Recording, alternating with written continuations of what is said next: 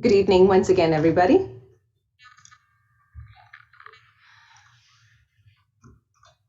With immense pleasure and pride, I invite our first keynote speaker for the evening, Dr. Peggy Compton. She's a professor of nursing and a Van Emeringen Endowed Chair in the Department of Mental Health Nursing in University of Pennsylvania, Philadelphia, US. She's a senior fellow at the Leonard Davis Institute that serves as a hub for healthcare delivery and health policy and serves to train the next generation of researchers.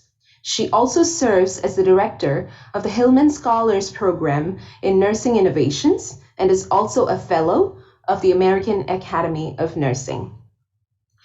Dr. Compton has created a novel program of research examining the clinical intersection of pain, opioids, and addiction, and is the first to demonstrate opioid-induced hyperalgesia in persons with opioid use disorders and on medications to opioid use disorder therapy. She has also developed several screening tools to predict risk for opioid use disorders in patients with chronic pain and on opioid therapy. Her work examines effects of pre and perioperative opioid use and postoperative acute and persistent pain. Having been doing research in this space for well over 30 years, Dr. Compton has had a front seat historical perspective of the development of the current opioid crisis here in the United States. She has extensively published and contributed to the scientific literature on substance abuse disorders in chronic pain and in opioid therapy. And having worked in several clinical settings, she's an expert in the use of methadone, buprenorphine, and naltrexone and for opioid use disorders. She served on FDA, SAMHSA, and NIH expert panels on prescription opioid abuse and contributed to position statements by American Pain Society and many others. She has several accolades to her name, including the prestigious Barbara J. Lowry DSO Faculty Award by the Doctoral Student Association at UPenn School of Nursing in 2021, the Margot McCaffrey Nurse Exemplar Award by the American Society of Pain Management Nurses in 2020. She was recently inducted to the International Nurse Researcher Hall of Fame by Sigma Theta Tau International in 2020. And has also been the recipient of Betty Ford Award by the Association of Multidisciplinary Education and Research in Substance Use and Addiction, just to name a few among the long list of her accomplishments and awards. It is indeed an honor to have Dr. Peggy Compton addressing this wonderful crowd of enthusiastic nurses who are eager to absorb her wisdom of years of working in this space of substance use disorders and opiate pain management. Without further ado, let me call upon Dr. Peggy Compton to deliver the keynote address titled Nurses, the Ideal Catalysts for Change in Management of Substance Use Disorder. As you listen to her speaking, I welcome any questions or thoughts that the participants or other delegates might have. And you're welcome to post them in the chat box, and we'd be happy to have Dr. Peggy Compton addressing them live with you here. Here's Dr. Peggy Compton for you. Thank you. Good afternoon or good evening, depending on what time zone you are viewing this from. Thank you so much for allowing me to provide you this presentation. Let me just share my screen. I'm going to be talking to you today a little bit about why I believe nurses are the ideal catalysts for inducing change in the management of substance use disorders.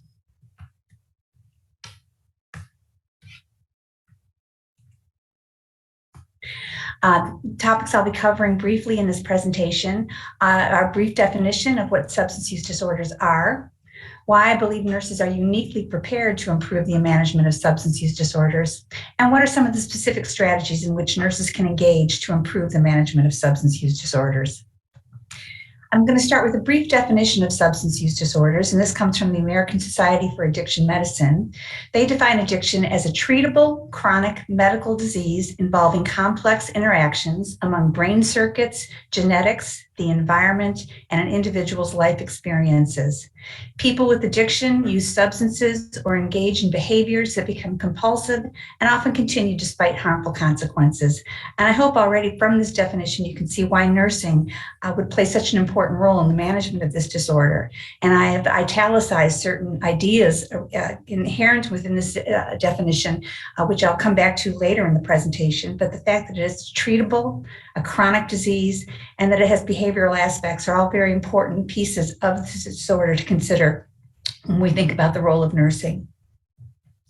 Now, this definition of substance use disorders or addiction stands in opposition with other more commonly utilized or considered definitions of addiction or substance use disorder.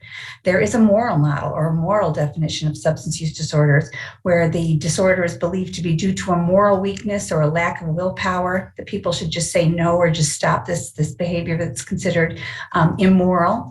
And the goal of treatment is therefore to increase moral strength or fortitude.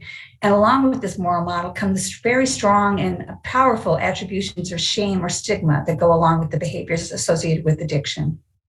Another very strong model or definition of addiction that we see in many cultures and societies is a criminal model. And therefore, the engaging in these behaviors associated with substance use disorder are due to a bad or an evil character. And the treatment goal is therefore to rehabilitate or re-socialize individuals who are engaged in these behaviors.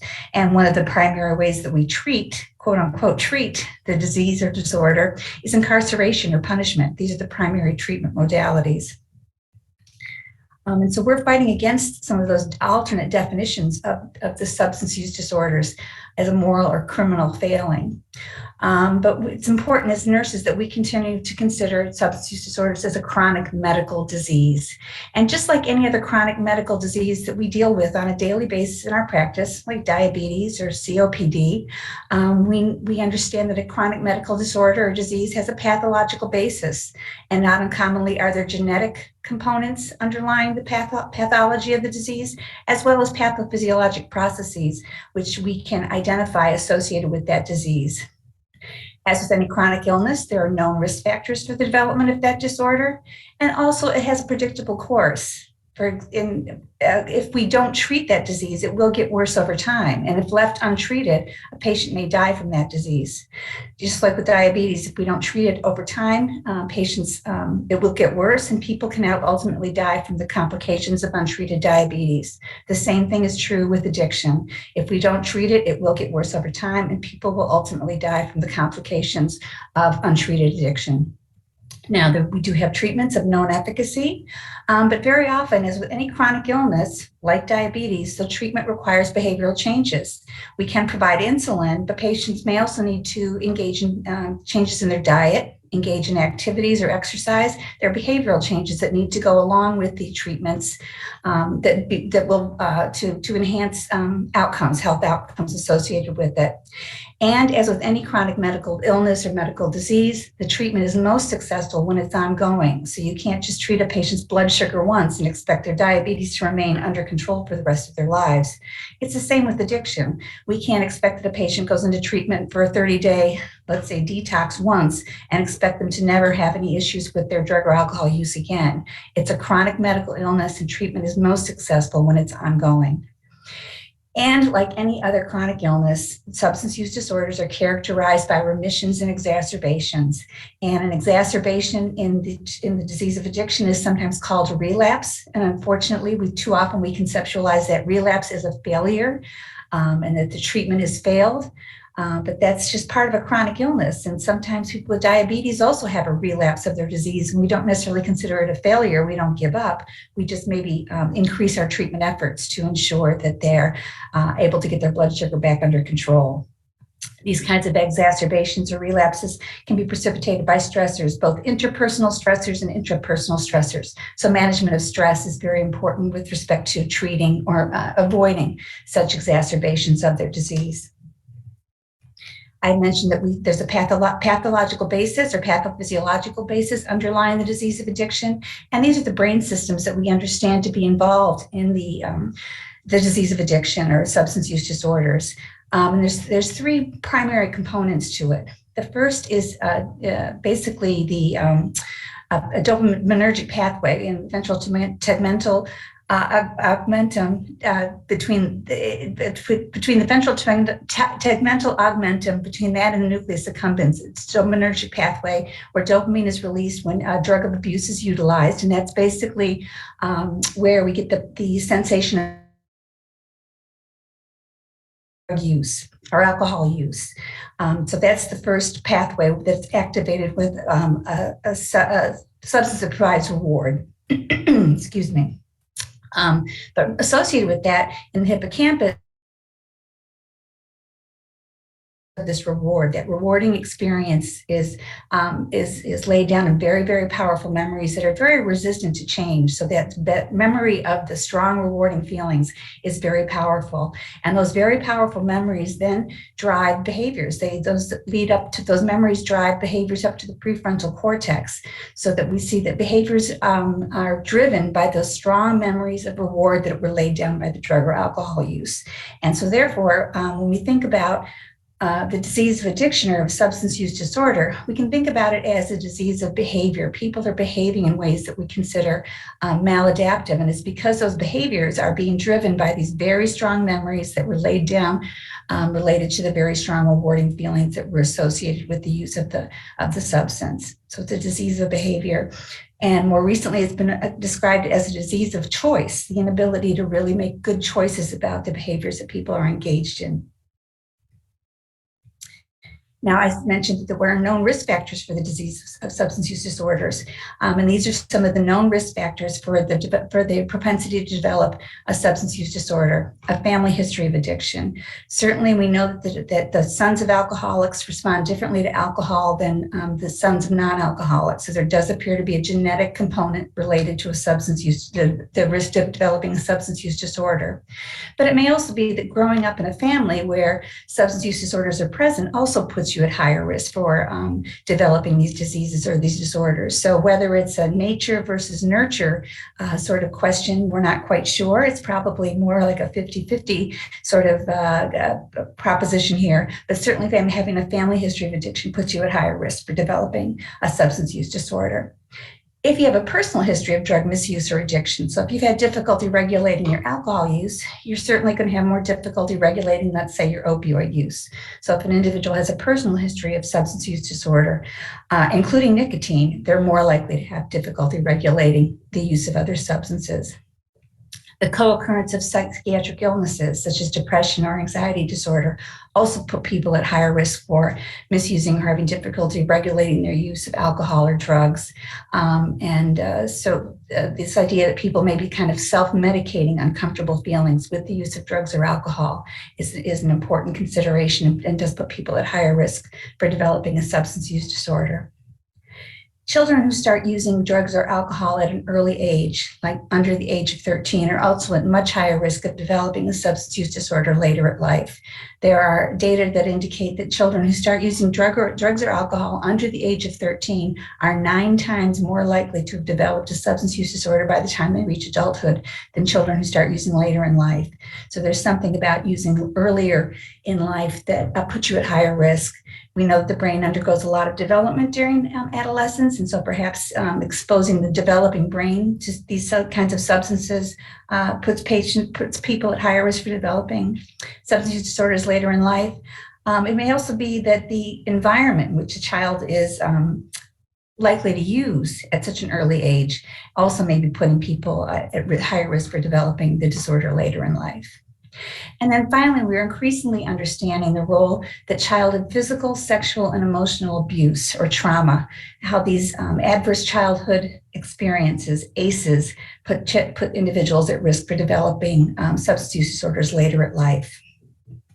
These data come from the ACEs study looking at these adverse childhood experiences and the negative health outcomes associated with them. And I've just highlighted here in green and red how with the increased number of adverse childhood experiences that children are exposed to, the increased likelihood that they are to either develop alcoholism or intravenous drug use. So you can see that if a child has experienced no adverse childhood experiences in their lifetime, 1 in 59 will become alcoholic, whereas if they've experienced between 4 and 8 of these experiences in their childhood, 1 in 6 will become alcoholic. And with IV drug use, you can see no ACEs, 1 in 480 will develop IV drug use, whereas if they've had between 4 and 8, 1 in 30 will develop IV drug use. So the experience of these adverse childhood experiences clearly put individuals at risk and really underlie the importance of utilizing trauma-informed care approaches when caring for patients who have experienced these sorts of childhood traumas.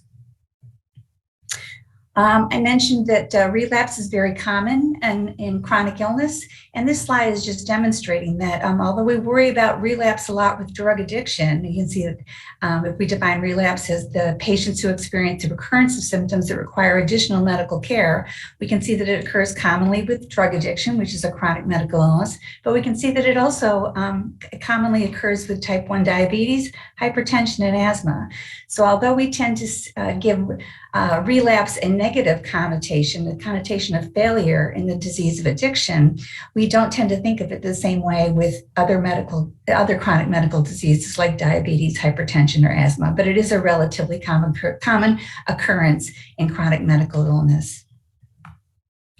Now, these are the diagnostic indicators of a substance use disorder as defined by the American Psychiatric Association and utilized in the Diagnostic and Statistical Manual 5, DSM-5. I'm just going to run through these quickly. These diagnostic indicators are more of the substance, drug or alcohol, is used and intended or planned. There's an inability to cut down or to control substance use. Much time is spent obtaining, using, or recovering from the substance. There's a craving or strong desire to use the substance. There's an inability to fulfill role obligations at work, school, or home. Continued substance use despite accumulating consequences. Reduced participation in social, occupational, or recreational activities due to substance use. Substance use in situations in which it is physically hazardous. Continued use despite health problems caused or exacerbated by the substance. And need for increased amount of the substance to achieve the desired effect, and sometimes this is known as tolerance. You need more of the substance to get the same effect over time. And then a characteristic withdrawal syndrome for the substance when it's not used. So if the patient is without the substance for a certain amount of time, when blood levels drop, the patient may experience certain types of withdrawal symptoms. And what's important to recognize about these diagnostic indicators of a substance use disorder is that all but the last two are essentially behavioral in nature, that you identify a substance use disorder based on the behaviors in which a patient is engaged. Only the last two are really something that you can objectively observe, that you can actually see physical signs and symptoms associated with it. And not all substances have a great degree of tolerance and or withdrawal symptoms associated with them. So the disorder of a substance use disorder or of addiction, again, is primarily a behavioral phenomenon that you're looking for behaviors. When we think of depression, we think about a disorder of a mood. When we think about a substance use disorder, we need to think about disorder of behavior. Patients are behaving in ways that are not functional, and therefore that's how we know that this disorder is present. Now, how are nurses uniquely prepared to improve the management of substance use disorders? I'm going to argue that nurses come armed with the skills, the unique skills that are really necessary to help manage and improve the management of substance use disorders in general. We bring in our bags the skills that are really necessary to well treat patients who are suffering from these disorders. First of all, we are trained to look at patients from a holistic perspective, and addiction is clearly one of those diseases that affects the biopsychosocial and spiritual realms of a patient's existence. It is truly a biopsychosocial spiritual disorder, and we bring that holistic perspective to our care with all patients that we are treating. Also, it's a very patient-centered approach to care. When we think about treating people with addiction, we really need to meet them where they are and to think about what goals they have with respect to their outcomes. Not all patients are ready or willing to become totally abstinent. That's why we engage in harm reduction sorts of interventions. And so we need to meet the patient where he or she is with respect to their health, their goals, their health outcome goals. And nurses are very well equipped to do that. We're willing to meet the patient where they are and willing to work with them to meet their individual healthcare goals. Also, addiction very commonly involves the family. Families are very much disrupted. And sometimes, as we've noted, addiction is a familial disease. So that nurses are always understanding that we need to keep the family engaged in treatment, and that diseases, the health outcomes are very much affected by family outcomes and family involvement. So we are used to part and parcel, including families in our interventions and our plans of care. Also, nurses are very well skilled in terms of our communication strategies, and you'll be hearing later in this conference about such specific skills like motivational interviewing and relapse prevention, ways that we can really communicate with patients to help move them towards better health outcomes, towards change, towards recovery. So we are very good communicators. We're trained to be good communicators and good listeners, and so that we bring those skills to the addiction field, and therefore can be very powerful motivators of change and recovery because of our skills in communication. We also are skilled in chronic disease management. We work with patients all the time where there's no cure for their illness, but we can work with them to make sure that they have the maximal health outcomes despite the fact that they are living with a disease or a disorder. We understand that health is not necessarily the absence of disease, but health is living best quality of life that a patient can despite the presence of a disease or a disorder, which is what addiction is. How do we make sure that we maximize their quality of life, their quality of health, despite the presence of this chronic medical illness? Finally, nursing as a profession is committed to serving underserved populations. And historically and currently, patients who suffer from addiction and substance use disorders have been underserved. You'll see in a couple of slides how difficult it is sometimes for them to access treatment, and how the criminal and moral attributions of shame and stigma have affected their ability to receive quality health care. And so as a profession and being committed to serving patients who are vulnerable and underserved, we bring that lens, that scope of practice that makes us uniquely ready to be catalysts of change for providing good care to these patients. But on the other hand, nurses have not historically been well prepared to work with addicted patients in general. It wasn't that long ago that nursing students were not allowed to take care of patients who suffered from addiction in their clinical rotations, that we kept nursing students away from patients who had addiction. A 214 survey of 66 bachelor undergraduate programs in the United States found that there was only 4 hours of alcohol-related content across the curriculum, and there's only alcohol, not other drugs or substances, and 88% of it was limited to psychiatric nursing courses only, even though we know that people who suffer from substance use disorders, especially alcohol use disorders, are seen across medical specialties, med-surg, pediatrics, OBGYN. I mean, we encountered these patients in all practice settings. And most unfortunate was that we've seen little improvement over time. In 1987, 67% of schools reported 10 or less content hours on alcohol and drugs, compared to 69% in 2014. So although we have all these skills that would make us really well prepared to manage patients with substance use disorders, there's very little content in nursing curricula dedicated specifically to bringing those skills together so that we can manage these patients appropriately. Now, we do know, though, that it's a very common disorder in our country. Excuse me, in the US, it's a very common disorder. Approximately 40.3 million people in the United States met the diagnostic criteria for a substance use disorder in 2020. So, and you can see how that breaks down with respect to alcohol use disorder versus the different illicit drug use disorders. But that's a large percentage of people. That's 14.5% of the total US population, age 12 or older, who meet criteria. So we know that they're widely represented across our healthcare settings. That's 14.5% of all patients that we see in our acute care, primary care, outpatient settings will be suffering from a substance use disorder. So they're widely represented across our healthcare settings. It's a lot of people. But we also know in the United States that only 10% of people who need substance use treatment per year actually receive substance use treatment per year. And you can see that those numbers are even less for people who are of adolescent age and patients who are under the age of 25.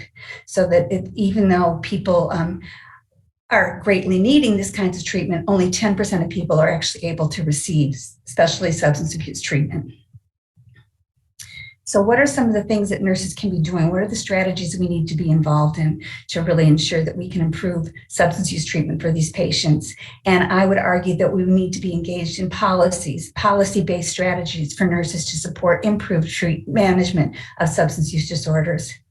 First of all, we need to be proactive in thinking about decriminalization of the chronic disease of substance use disorder. There is no other disease in our country or any other country where we call it a criminal, we criminalize it, where we punish people and incarcerate people for suffering from a disease. So to work towards decriminalization of this disease and think of it as more of a medical disorder as opposed to a criminal or moral failing. We also need to fight for evidence-based treatment available on demand. And that includes improved reimbursement for addiction treatment services, providing treatment for people who have no insurance, and better integration of addiction services in acute and primary care. At least in the US, substance abuse treatment services are kind of compartmentalized. They're not offered routinely in primary and acute care settings. They're kind of pushed off to the side and therefore are difficult for patients to access. And finally, we need to be proponents of harm reduction approaches. Again, we need to meet the patients where they are. They may not necessarily be ready to go into recovery or to cease their drug use. So we need to work with them where they are. And that means engaging in harm reduction approaches, making sure that naloxone is available for patients who are using opioids so that they don't overdose. And making available safe injection sites so that patients can use their drugs safely and in ways that will decrease infection and decrease overdose. And then because of the large role that we see that adverse childhood experiences play in the development of substance use disorders, increasing the availability and provision of parenting skills and childhood trauma intervention. These are all things that we can do to really make a dent in improving the management of substance use disorders. So in summary, what does nursing bring to improving the management of substance use disorders? We have a presence across clinical settings, and across clinical settings is where we encounter patients who have substance use disorders. We bring a complex, holistic perspective of the patient. And again, substance use disorders are biopsychosocial, spiritual disorders. We bring the perspective that's necessary to address this type of a disorder. We're great at chronic disease management, and substance use disorders are chronic diseases. We're good with behavioral interventions, that we understand that we need to work changing patients' behaviors. And again, addiction is a behavioral disorder. Many of the interventions that are required to treat substance use disorders are independent nursing interventions. They're ways to communicate. They're ways of talking to patients. They're ways of working with patients. You don't necessarily need a physician's order to really make a meaningful change in a patient's life who is suffering from a substance use disorder. And finally, we are patient advocates. These are patients, again, who tend to be underserved. They tend to be vulnerable. We are the profession that can stand up and be patient advocates to ensure that they receive adequate care and good quality care. Thank you for your attention, and I'm happy to take any questions.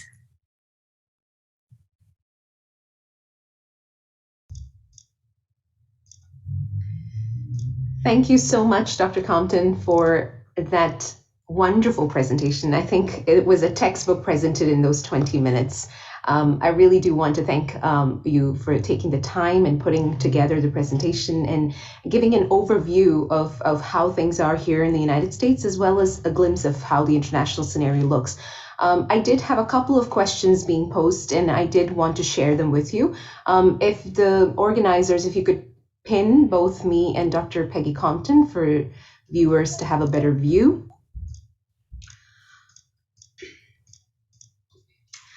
Dr. Compton, as I was listening to your presentation, one of the most important things that struck my mind is the concept of integrating substance use treatment into every setting that this could be at. We now know that this is so prevalent, and it's just a matter of opening your eyes and you will see how prevalent this is.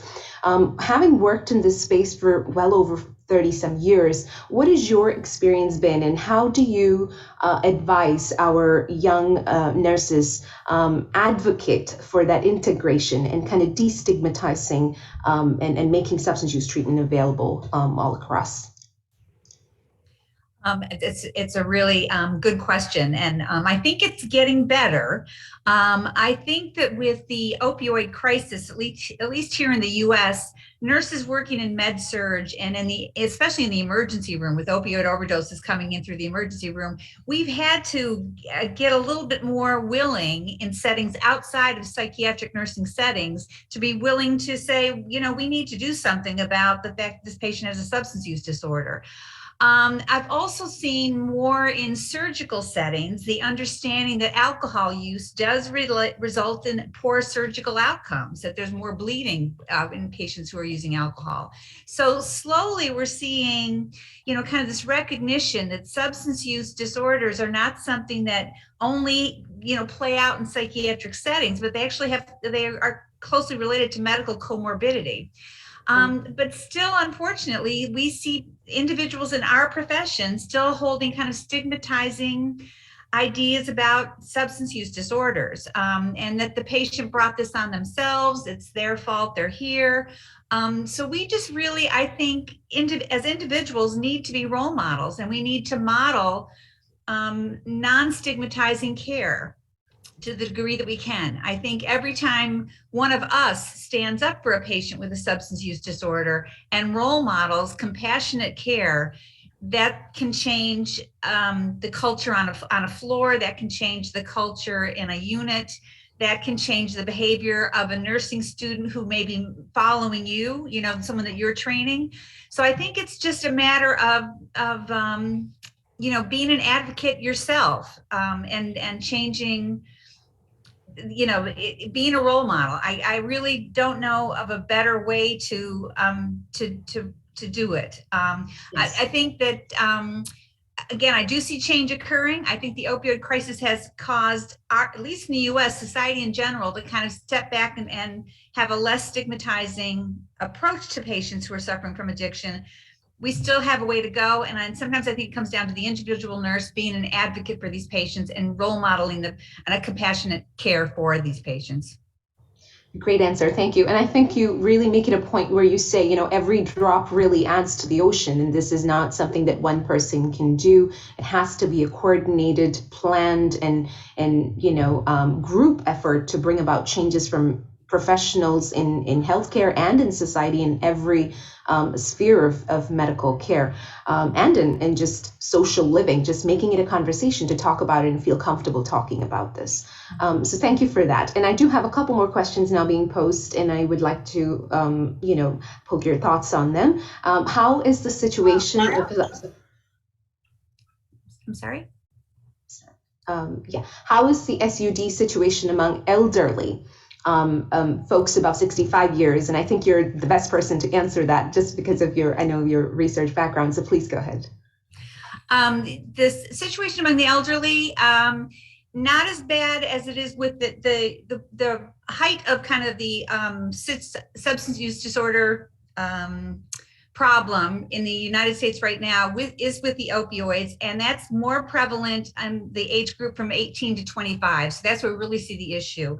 The biggest issue with the elderly is with the combination of opioids and benzodiazepine. So we do see a fair amount of co-prescription of opioid and benzodiazepine, which, as you can imagine, leads to things like confusion, falls, those sorts of injuries. So that's the real issue with the elderly. And unfortunately, those tend to be medications that are co-prescribed. So it's not so much that they are necessarily abusing them from the street, but that they're being co-prescribed by prescribers who are not being necessarily thoughtful or mindful about that co-prescription. That is correct. Thank you very much. And I did have a couple more questions, and I'm going to take some of the most important ones that I see that I think would be great for you to discuss. We already talked about the role of nurses in dealing with stigma in cases of substance use disorders, and thank you very much for touching on that.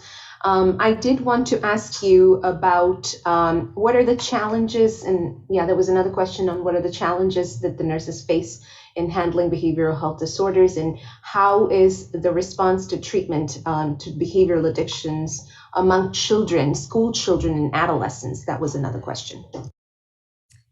I don't deal specifically with the pediatric populations. So I'm not really an expert in that area. There has been a fair amount of concern, and we're seeing changes in prescription behaviors for opioids to pediatrics. There had been a fair amount of concern about opioid prescription to student athletes and how that might result in misuse, as well as opioid prescription to adolescents who are undergoing wisdom tooth extraction, which is fairly common in adolescents in the U.S. So these were two kind of opioid supply chains to adolescents, and there was concern about misuse in those supply chains, and not necessarily misuse by the adolescent who was prescribed it, but the fact that the friends of the adolescents might say, "Oh, I hear you're getting your wisdom teeth out. Can I have your medication if the dentist gives you any?" So there was concerns about kind of the supply chain of opioids to students who are undergoing surgery or might have an athletic injury. And so there's been a real chilling effect in terms of prescribing those medications to children or adolescents around those surgeries or around those athletic injuries. There's really been kind of a shutdown on that, or a real limiting of prescriptions to those adolescents. But other than that, I'm not a real expert in that area. So I'm sorry. But thank you very much for sharing those. And I think it also comes to the point of how the addiction window, if you would call it that, could get triggered, and what else could happen when that pathway gets triggered and leads to other addictions. So we have several more questions coming. How are we doing with time, Dr. Gupta? Do we have a couple more minutes to ask some of these questions that are being posed? I think we will mail these questions by email to Dr. Compton. Hello, Dr. Compton. Hello. I'm so delighted to have you, and I'm so much impressed that you could get up early for us and do this for us. Thank you so much. And actually, the situation which you are in, that you have reached that level of practice, and we are only dreaming about it. But the thing is that outcome, when we look at the outcome of treatment is almost the same in your place also, in our place also. And we are struggling with such challenges of relapse prevention. So thank you so much for joining us. We will send you all the questions by email or by chat. And I'm so grateful you could be with us. I'm so grateful. Thank you very much. Thank you, Dr. Gupta. If you feel like attending, you may attend any of the sessions you want. Thank you, Dr. Gupta. It was a pleasure. Thank you all. I appreciate it.